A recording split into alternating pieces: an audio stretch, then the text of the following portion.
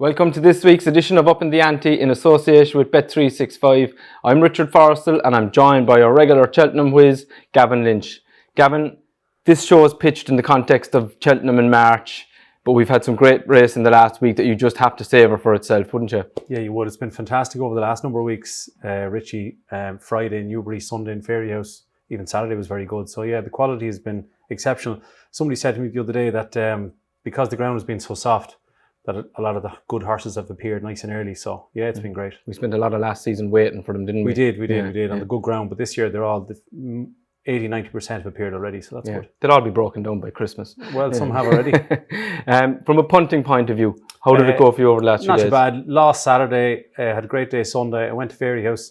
A good friend of mine, Peter, had his first child during the week, so we had to go and celebrate. Any excuse? Yeah. And so I think in the 7 race on Sunday, there was 4 favourites, a joint, a second favourite. So we were nearly getting sorry for the bookies near the end. We just gave them the bumper just to keep them happy. Not quite. There was plenty of good quality action at Fairyhouse on Sunday, and we've got all that coming up. Okay, so it's time for this week's questions from the crowd. Our first question comes from Barry Higgins. Barry's question is, has Sam Crow's run in the Drinmore enhanced or lessened his claims for the JLT? Gavin, what do you think? I think he enhanced them. Yeah. I wasn't sure after the race, but I thought about it since, and he definitely enhanced them in my opinion. He looks like the horse he was 2 years ago. I think everybody loved him. Then we kind of half hated him last year because he ran so poorly, but I think he's back to his best. Down Royal, I saw plenty, loads of toe after the last when Keith let him go. And the other day, to be able to go that pace with such a good horse, Fakir Dudery, the way the leader had jumped, the leader was getting £8 and still come to the second last, he's tanking. Yeah, stop there. Stop there. You're talking about up to the second last and tanking and travelling and all that. Roll the clock back 12 months. Yeah. First run at Down Royal. Yeah. Travelled like a dream to 2 out, fell in a hole before the last hurdle. Newcastle. Yeah. Tanked to 2 out, fell in a hole before the last. Leopardstown at Christmas. Tanked to 2 out. It just wasn't right. But all I'm saying is we didn't learn anything new on Sunday. He ran in his beginner's chase and he won it doing handstands, fair enough. Beat what he beat. Sunday was the day we were going to find out, and just when we got to the point of finding out, he fell. And I thought he went down soft, but that's another thing. Go on. Just as Jerry Hannon was saying, strap yourselves in. Yeah. By the way, Jerry Hannon's commentaries on Sunday were fantastic. Yeah, he's class. Yeah, he's great. His excitement is compelling. The one thing that worried me after Down Royal was that he jumped to his right and would he be okay going left hand, whereas in Fairyhouse he jumped straight. So that we learned that anyway, that his jumping is straight.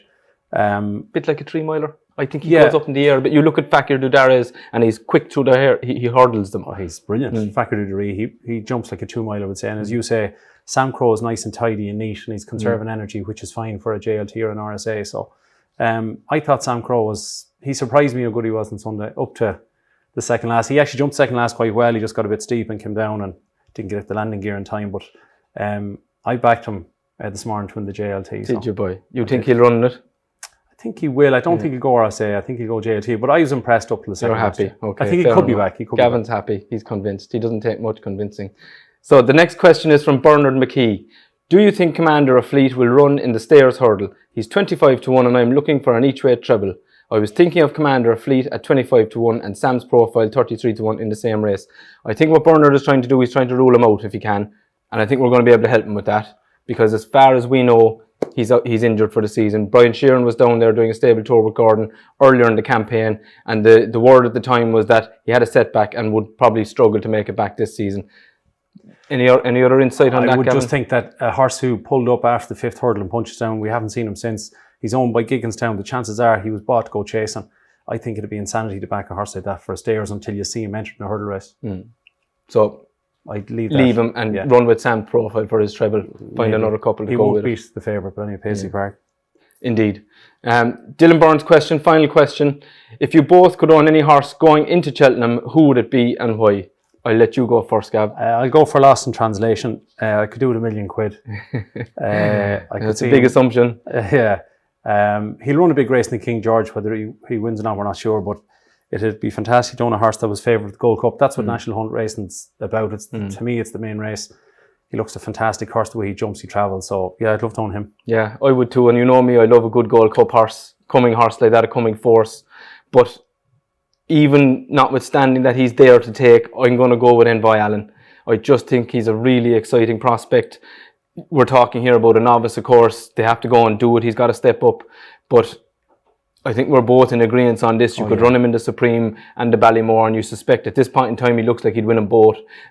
He's won a champion bumper already, travels, finds plenty, jumps well enough. He'd win anything. Deeply exciting animal. He'd win skating on ice. He'd win I'm a Celebrity, get me, or he'd win anything. Yeah. He's a brilliant horse. He could be the best, could be. Time might prove it that he could be the best horse Gordon's ever had. Yeah, long way to go. But at this point in time, he's as exciting a novice as he's probably had. Yeah, and I don't think 2 Mile will end up. Time might show that 2 Mile is definitely not his trip, I think. Yeah. As my brother John said when I was chatting to him about him yesterday, that he said he's just a very fast galloper. Yeah. You know, he's not. He's got a high cruising speed, yeah, isn't he's he? not a turn of foot sort of 2 miler. He's going to be a stayer, I think. And yet he seems to find plenty. He's resolute, you know, Yeah, he he keeps battles, pulling a bit out. Just like Sam Crow. Yeah, you keep telling yourself that. So that's all of the questions from the crowd.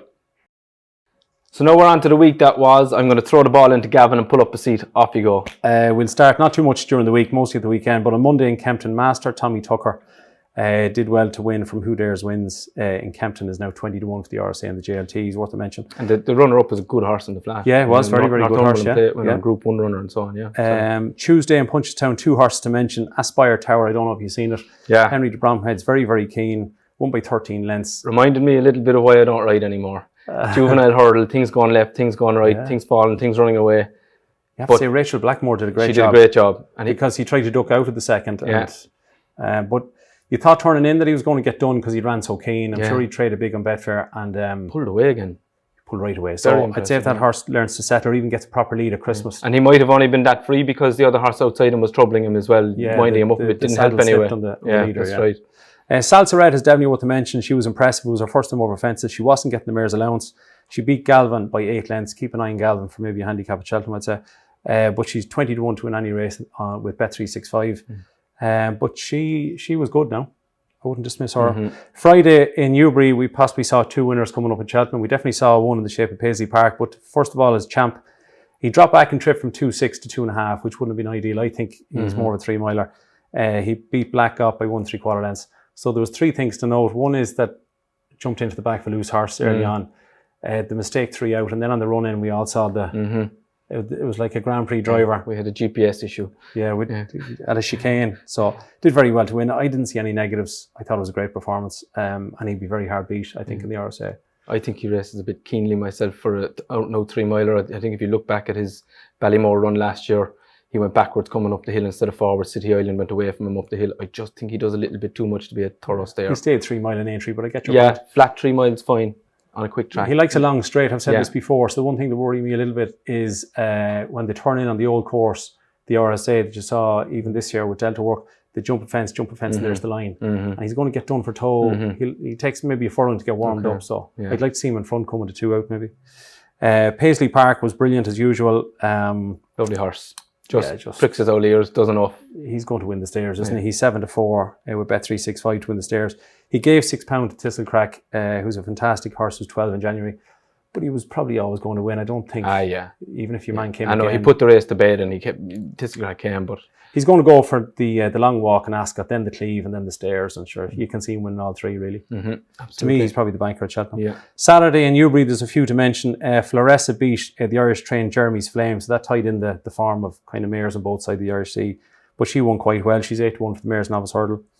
Danny Whizbang did very well. He's now 3 from 3 with Paul Nichols. This was his first time over fences. To go and beat Reserve Tank was a good performance, even though the Reserve Tank jumped a lot to his left. Made a few mistakes, didn't he? Just wasn't fluent. No. The winner was getting £5, Danny Whizbang, but he's 20 to 1 for the RSA. To me, that seems very, very fair. I was surprised to see how surprised almost Paul Nichols was in subsequently that, you know, his line of thought was that he thought he'd run well, maybe finish 3rd or 4th in it and go back for a beginner. It was only 3, so say 3rd. 3 was it? Yeah, 3rd. I was trying to think. You're right. And yet he was unbeaten. He'd had his win done, and that's nearly a good sign with Paul Nichols' horses. Maybe the horse wasn't fully ready, or he thought maybe it wasn't ready, but he's a good horse. Looks like a proper staying chaser, doesn't he? Very good. The Cashel Man won the 2.5 mile handicap hurdle by 10 lengths off 130, so I'm sure he'll get 10 or 12 pounds for that. But he could still run very well in a Martin Piper, even a Coral Cup, so he's worth a mention. Epatante looks a very, very good mare. She got beat. She went off favourite for Mare's Novice, but she wasn't right last March. She won by 6 lengths off 137. JP has lost Bouvardere, Espardalen and that. So she might be aimed. She's pacey, isn't she? She just travels. Yeah. She's 16 to 1 for the champion hurdle. How did you view her only disappointing run last year was ultimately at Cheltenham. She looked really exciting before, and you're looking at her again now thinking she's quality, but that question mark is just there. In fairness to David Jennings last week, he tipped up Epatante and he said that Nikki had previously been quoted saying that she didn't recover in time from the vaccinations and all that, so he was willing to forgive that. Okay. The Rasher counter won the Ladbrokes Trophy off 149. Where it's going to go at Cheltenham, I'm not sure. So. Saturday in Newcastle, we had obviously Cornerstone Lad beat Bouverdaire. I just don't know why jockeys give other horses 6 lengths at the start. I can't figure it out. I don't see the upside of that. And he was coming, I was looking at it coming to the second last. Despite that, Barry looked like he might just be happy. For a couple of strides, he kind of just sat up a little, looked like he was happy, and then he kicked it out of the way and didn't go through with it after. Then the piece of timber got stuck on its hoof and he came home lame, so... Pity. And he's out, it looks like Bouverdaire's out for most of the season. The winner is a progressive horse, to be fair to him. It is, but I'd worry about it. Like, it won a handicap off 142, and before that won a flat handicap off 65. Like, that's miles off a champion hurdle. Like, you couldn't get further, could you? We're on to Saturday in Fairyhouse. Carefully Selected is the only one worth a mention. It's now 16 to 1 for the National Hunt Chase. Didn't jump well. Made a few mistakes and jumped a bit left, so it might be better going the other way. Patrick Mullins may end up riding that maybe at Cheltenham. Sunday in Fairyhouse with all the favourites winning. Cerberus, joint favourite, beat Wave of the Sea. I backed Wave of the Sea, but Cerberus won, getting £4. But I still don't think either of them will win a Triumph Hurdle personally. I think it's too early to be talking about a Triumph Hurdle anyway. Wait till after Christmas. Envoy Allen that we mentioned, Envoy Allen beat Abacadabras. It was a length and a half, but I'd say even if Abacadabras was carrying 6 or 8 or £10 less, your man would always beat you, wouldn't he? We're going to discuss that in more detail in a minute when we come to the Supreme, aren't we?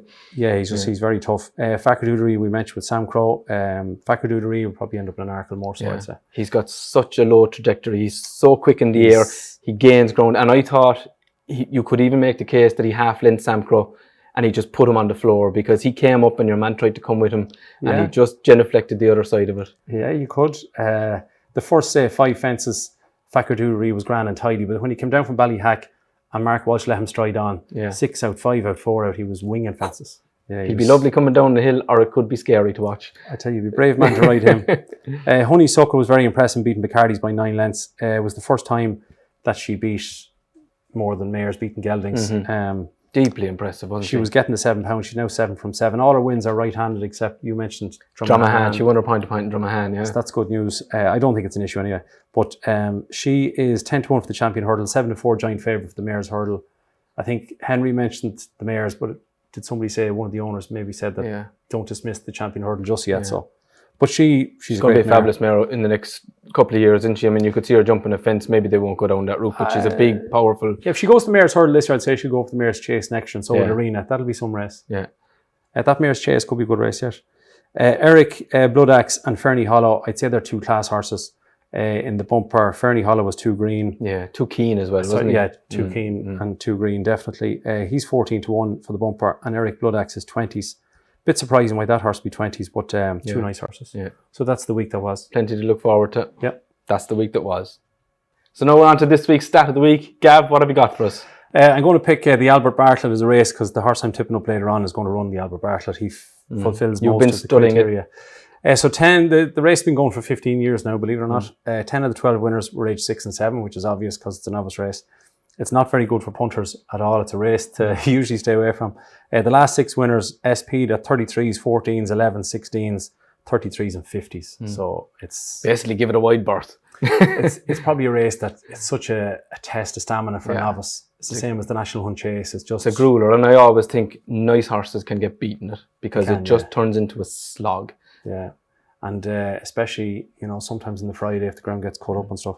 6 of the 12 winners had run previously at Cheltenham. 11 of the 12 winners had at least one run over 3 miles because you definitely need to stay. Yeah. And 9 of the 12 winners have won a graded level before running in the Albert Bartlett. So it actually takes a good horse, but he has to stay. Yeah. Best horse to have won it? I would go with... There's only one answer. Yeah. Actually, said it's gone from you? It's gone from me. Bobsworth won the Gold Cup subsequently. Yeah, good horse. But apart from that, you'd be struggling to pick too many out of it. Yeah. No, at that time, I remember waiting to see was Bobsworth going to run at the Ballymore or the Bartlett. And he didn't appear in the Ballymore. So we all went to the bookies and backed him to win the Bartlett. So happy days. Yeah. Yeah. That's this week's stat of the week. So now we're going to move on to our Supreme Novices Hurdle preview. We've got our Bet365 prices here. Heading the market, the man himself, Envoy Allen at 5-2. Unaccepted, 11-1. Blue Sari, 12-1. Abacadabra, 12s. Lucky One, mythical figure, 14s. And Andy Dufresne at 16-1. Better just say on the Lucky One, he's one of these Willie Mullins trained horses apparently. We've never seen or heard from him, but he does exist. You tried to find him on the website. I looked up the website when I seen him in the betting and I couldn't find him. So. Yeah, he does exist. He ran once in France 12 months ago, was beaten in a maiden hurdle or novice hurdle, finished second, I think. Okay. We all remember Anna Mix, that flying machine who has been favoured for the Supreme Hurdle for a couple of years previously, and they don't all turn out as good as they're supposed to be. But this guy is a bit of a random one in there, but we've got plenty of other Willie Mullins horses to talk about anyway. Yeah, we have to start with Envoy Allen, 5-2 favourite. You know, wherever he shows up, he's probably going to win. I think he'll end up in the Ballymore. There's obviously talk now with horses pulling out of the Champion Hurdle all the time. I said last week he couldn't run the Champion Hurdle, but we've had Bouverdere out, Saldier's missing Christmas, so we'll see. But I still think he'll end up in the Ballymore. And as a result, last week I tipped up Unaccepted. He's only won one race, middle of the week, maiden hurdle, so it's a bit of a leap of faith. But I just and if you just briefly go back to Envoy Allen, like if he was a Gigginstown horse, you'd say it's not going to happen. He's not going to win champion. You look at owners like Cheveley Park Stud, they might be inclined to do something a little different. They're not in the game long. They might have a go. Yeah, God knows. It'll be interesting. To go back to Gigginstown, like there, Sam Crow won the Delight over 2 miles and he ended up running the Ballymore. So I'd love to see Envoy Allen in the Ballymore. I think he'd go around in second gear and just have an easy day out. And long term, it'd be the better option. One to stick to the novice company. Yeah, it can take a toll if you run him in those senior championship races. Probably just blowing his brains a little bit. Yeah. But I'd love to see Envoy Allen someday in a Gold Cup. I don't see why not. I think he'll definitely stay 3 miles. Yeah, I'm inclined to agree. So, sorry, carry on. No. Just Unaccepted. Then I tipped him up on the basis that hopefully Envoy Allen. I don't think maybe he'd beat him, but well, this is it. If you take Envoy Allen out, the whole thing opens up, doesn't it? Even Abracadabras that was second to him would have a chance because he might run into too many Envoy Allens in the next 3 or 4 months. How do you view Unaccepted and Blue Sari? They're both trained by Willie. They're both owned by JP. Is that going to have a bearing on who runs or what they run? I think they'll both end up at 2 miles because Blue Sari, you'd say, just about stayed 2.5, so I can't see it run over 2.5 again. And Unaccepted is a half brother to Greatfield, who's an out and out 2 miler. He was rated 163. I'm hoping this lad's better. So they have JP as Andy Dufresne for the Ballymore. So and he's not going to run in this. I mean, he looks like a stayer, doesn't he? Oh, definitely. He won his maiden hurdle over 2.5. So he'll go for the Lawlers of Naas race or one of those, I'd say. But it all revolves around the favourite, to be honest. Yeah, but you're happy with your selection as of last week, Unaccepted? Yeah, he has a chance. Yeah. It's based on just the visual of what you saw in the race. It's not based on much else. It was an okay maiden hurdle, but it's a bit of a chance to take, but he looked exceptional. As opposed to unexceptional? Yes. Indeed. That's this week's preview. So now we're going to look ahead to what's happening this weekend. Gavin, another good weekend of it in store. Sure, We've got Kingle Creek on Saturday, Hillyway Sunday, John Durkin Sunday, Many Clouds race at entry. We're just about far enough away from Christmas for good horses to still run, have a few weeks off, and then it might calm down for a week or two before Christmas comes forward to. We've got Undersow Course and Defi Dusail amongst others in the Tingle Creek. Yeah, it looks a good renewal. I think Defi Dusail, I love backing him because he usually wins. I don't think he's a 2 miler. I think it was a soft race at Cheltenham. You have to go back over 2 years. With these Triumph Hurdle horses, they invariably end up overstaying distances. Yeah, usually, yeah. And it's entry 2017, I think, when he last won over 2 miles prior to the Shloer Chase. I just think if there was anything there to capitalise. Yeah, the one thing I'll say is that I think they didn't go that fast the last day in the Shloer Chase, whereas this weekend they probably will. You've Arnua in the entries, you've Undersow. Yeah. So I think the faster they go, the better that'll suit him because he travels so strongly. He jumps great. He'll come late. Oh, sure, to make it a proper test as well. Yeah, I think 11 to 8 is obviously we'd love a little bit bigger, but if he's that or bigger on the day, I'll definitely back him. All Undersow still going 11. Yeah, turning 12. No 11-year-old has won it, I think, but that doesn't mean he's not a normal horse. No, he's not. He's winning over 2 miles at Punchestone in the spring. He's as giddy and free as a yearling. You know, he's an amazing horse. His constitution's brilliant. So it'd be a great race. I'd love to ride him or hate to ride him. I'd say he'd scare the life out of you, but it'd be some buzz.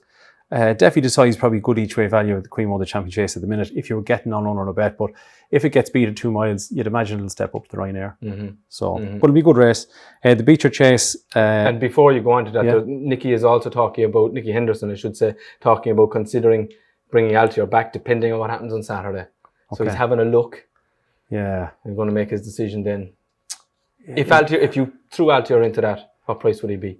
What price would Altior be? Sure, he'd have to be 4 to 5, and definitely Desai would be 4 to 1, and Undesai would be 7 to 1. It's still his division, isn't it? It probably is. He's getting older and older, and he didn't look that flash in Ascot the last day. So, and last year in the champion chase, he only beats Politolog a length. So he's getting to the stage of his life where he's probably beatable, you know. Chacun Poursois is the one, but he's not entered this weekend. I mean, he's the one you'd like to see coming as the real rising star, but he's, you know, who knows when we'll see him. He's not out that often. God knows, we might see him at Christmas, but he certainly put Defi Desai in his place in Punchestown. That's right. Now, he might have come at the end of a long season for him, so.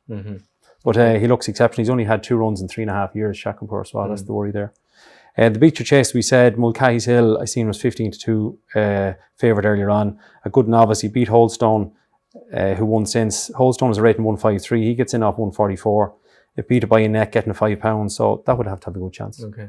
And we've also got the Many Clouds Chase there, which should hopefully feature Native Clouds and Might Bite Part 2, basically. Native River. I beg your pardon, what did I say? Native Clouds. Native River and Might Bite, first and second in that epic Gold Cup in 2018. It'd be great to see the two of them back. Look, they weren't at the same level last year. No. They both ran 3 times. They both struggled a bit to make any meaningful impact, but they've had the summer off. It'll be interesting to see how they go. Hopefully they'll serve up another treat. Yeah, 2 former superstars, really. Yeah. First and second, the Gold Cup, as you said. Native River is just a safer conveyance in terms of you want to back one. Which Might Bite? There must be 2 or 3 Might Bites at this stage. This is Native River, you'd imagine, will run its race. Yeah. There's talk that small chance he might go for the Welsh National, which would be brilliant to see. I think Colin Tizard's view is if he runs to a good level on the weekend, he'll stick to the grade ones. Okay. If he's a bit below it, they might have a cut at another Welsh National. Yeah, so that'll be interesting. But that could be a good race. You have the Hilly Way at the weekend and the John Durkin in Punchestown. The Hilly Way, you'd imagine, Celius Emery and Duke de Geneva. Duke de Geneva was poor in Navan, was beaten a long way. First one back since the spring. Celius Emery was good in Naas, so that'll be interesting. Great field is in there as well. Yeah. I know he trailed off a bit last year, but he's got a big engine on his day. Yeah, she just goes out and makes all, doesn't he? He bombs in front. Min is in the John Durkin, so I'd say he'll be odds on. I'd say he'll win. Yeah. 2.5, right-handed. Yeah. You couldn't... I'd like to see them go and make all with every race that Min runs in. Maybe unless Undesai is in the race, but I'd like to see him out in front. Yeah. Plenty to look forward to this weekend. So now we're going to have a run through Gavin's previous bets. David isn't here to defend himself, so we leave his this week. Gavin, your first selection was Envoy Allen to win any race. 11 to 4, you put him up at note 7 to 4. We've discussed this fella ad nauseum already. I think you'd be happy enough. Yeah, good. Yeah. Brilliant horse. Second selection was Fakir Dudares to win any race, 8 to 1 into 5 to 1. Didn't give his chances any harm at the weekend. Sure, he won. Whether he won or not, would have won or not, I don't know. But he's got a live chance at the Arkle. I'd say that's where he'll go. And I'd be afraid of Lorena, but they can't run on their own. Yeah. You're happy enough with that position as well, I think. Yeah, it's okay. Yeah. Next one on the list was Yanworth for the Glenfarclas Cross Country Chase. 10 to 1 into 6s. Again, it depends a little bit on what happens with Tiger Roll, but you'd have to be happy with your position. Yeah, sure. It might be very, very difficult to beat Tiger Roll, but I think the reports were that his little operation went well, so he could reappear maybe before March. But Yarnworth, he'll probably run the handicap in Cheltenham in December to give him the experience of the course, which is vital around there. So, yeah, I think 6 to 1 or 10 to 1 is fine. Yeah, he's with the right man. Yeah, definitely. End of Bulger, yeah. Your next selection was Gypsy Island. That lasted about 24 hours. You managed to do a fair bit of damage there, very quick. I did. So we'll move on from her. And your only other selection then so far was Unaccepted for the Supreme 20s, now 11s. Again, it's all to play for depending on what happens with the top of the market. Yeah, Envoy Allen is obviously the main one. But look at a stab in the dark with Unaccepted, but he looks a horse of huge potential. Yeah, plenty to look forward to, good enough position so far.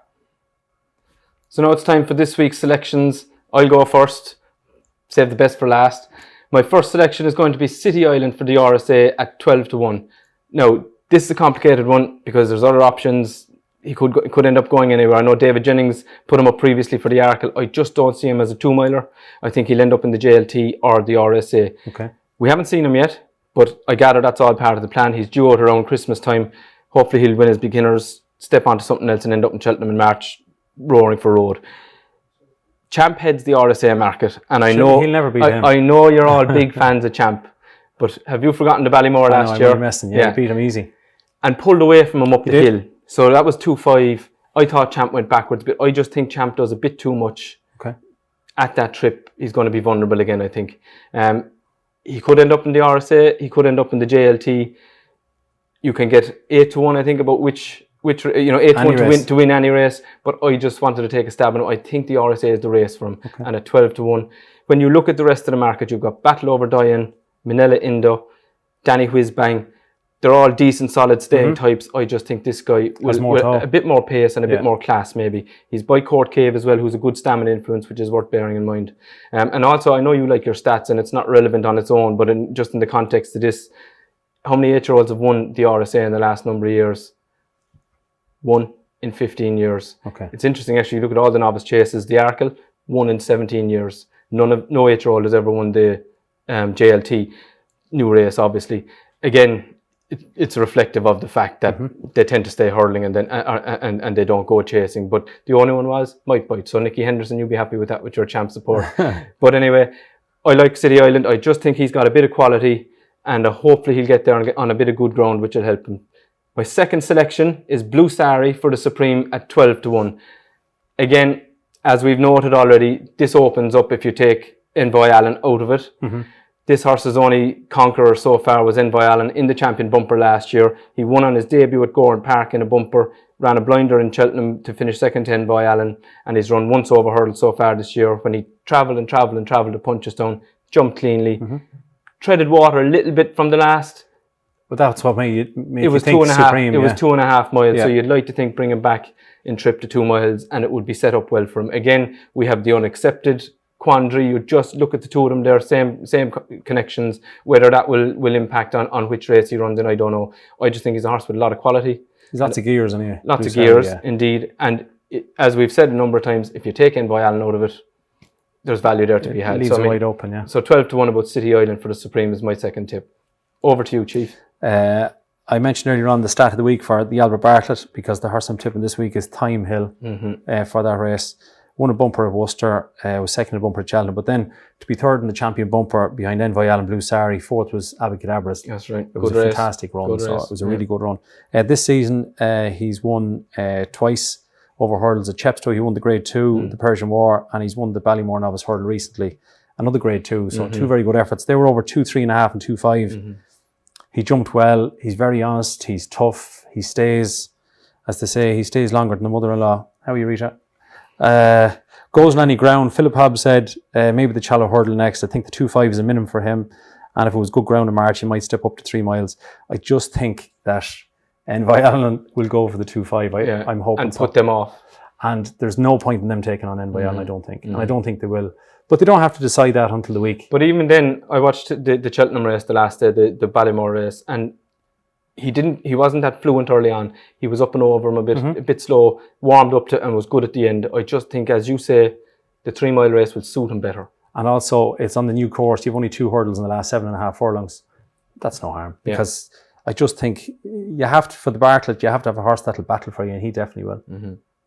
So Time Hill, he's 14s with Bet365. I think that's good value. So we're going to add Time Hill to the list for Gavin. That's all for this week. Thanks for joining us. Thanks to our sponsors, Bet365. Enjoy the week's racing, and we'll see you again in a week's time.